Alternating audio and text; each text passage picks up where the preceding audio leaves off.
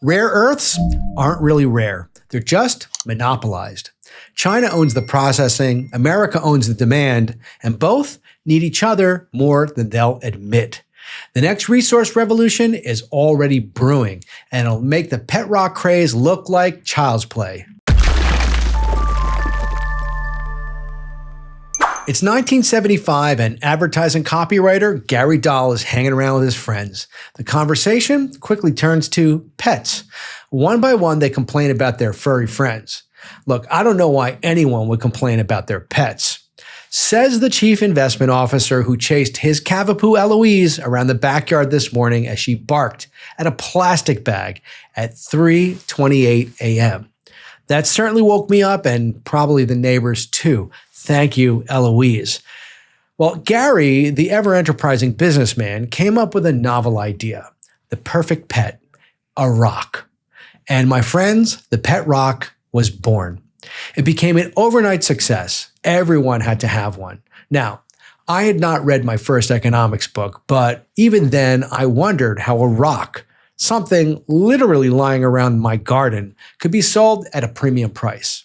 I was an inquisitive kid, already reading my first geology brochure that came with my chemistry set at that point. I knew some elements were more valuable than others. Gold, for example, that's more valuable, and we kind of knew that. But let's fast forward to today. There are now 118 elements on the periodic table, up from 104 back in 1975. Back then, high-tech meant a Sony Betamax and a black and white TV. The Concorde still ruled the skies. ARPANET was an experiment that ultimately became the internet, if you know your stuff.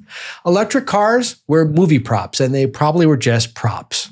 Today, everything from your phone to your car to your F-35 jet relies on rare earth elements, REEs as we call them. And if you've been paying attention to global trade since 2017, you know that these rare elements are kind of a big deal. Let's do a little history lesson. In the late 1700s, Finnish chemist Johann Gadolin discovered a strange oxide called yttria. Over time, scientists found more of these stubbornly similar oxides. They were hard to separate, even harder to purify, and they got lumped together as earths. Because they were found in small amounts, people started calling them rare.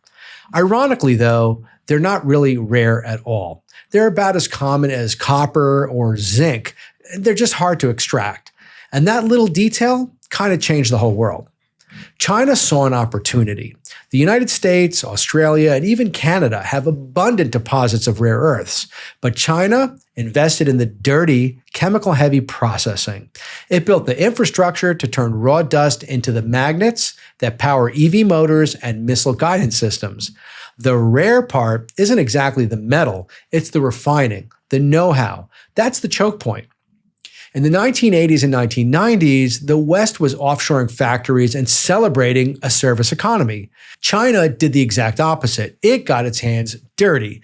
It subsidized separation and refining. And today, it controls about 90% of the world's rare earth output and over 90% of high-strength magnet production. Boom! That is a monopoly power, my friends. But here's the twist. China also needs the United States. Rare earths only have value if someone buys the products they go into. America, Europe, and Japan are the demand side of the equation. So if China weaponizes exports too aggressively, well, it risks killing its own customers. And history shows what happens when it tries. Back in 2010, China restricted rare earth exports to Japan after they had a little bit of a diplomatic spat. Prices went parabolic. Neodymium, dysprosium, they all spiked and investors piled in. 2 years later, the boom collapsed. And quietly, the U.S. restarted Mountain Pass Mine in California, now run by MP Materials. Australia's Lynas built refineries in Malaysia and Texas.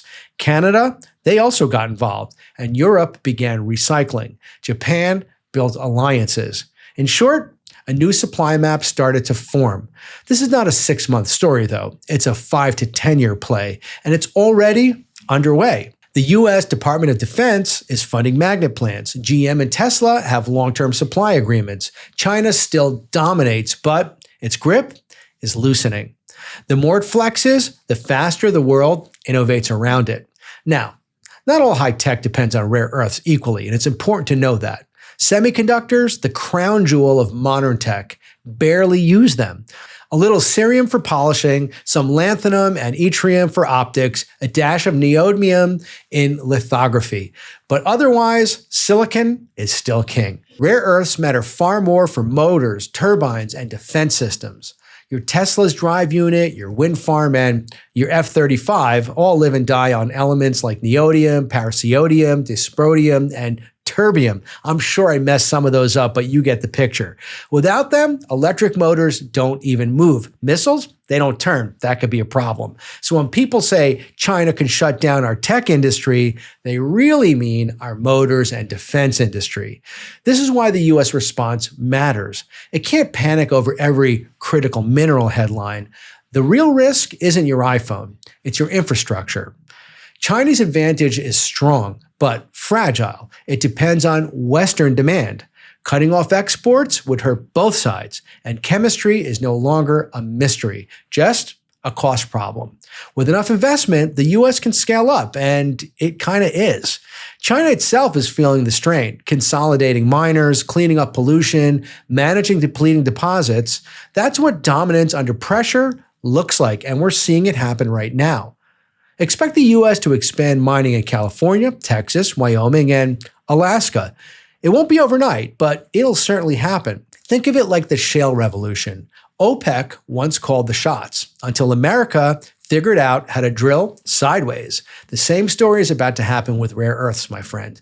So where does this standoff go? Probably to a quiet truce. China won't kill its own export market, and the U.S. won't quit buying until alternatives are ready. Both sides posture, both sides negotiate, and then both move on until technology makes the debate obsolete. In 5 years, we'll have new plants, new supply chains, and new substitutes. China will still be important, but not indispensable. And that brings us full circle back to Gary Dahl's pet rocks. People paid real money for something that was literally lying on the ground. It was a fad built on perception, not scarcity. Rare earths aren't rare either. They're rare in convenience, and one country built a supply chain and everyone else paid up for now. But that premium will fade as new supply emerges and markets adapt. We've seen this movie before: oil, rubber, steel, silicon, and now rare earths. Scarcity sells. Innovation ends it. So, your truth bomb for today is this: scarcity is never permanent because capitalism doesn't do permanent. Join me every day for Wall Street Truth Bombs, where I drop them here before the market figures them out. Thanks for checking in with Wall Street Truth Bombs. Remember, we drop them here before the market figures them out.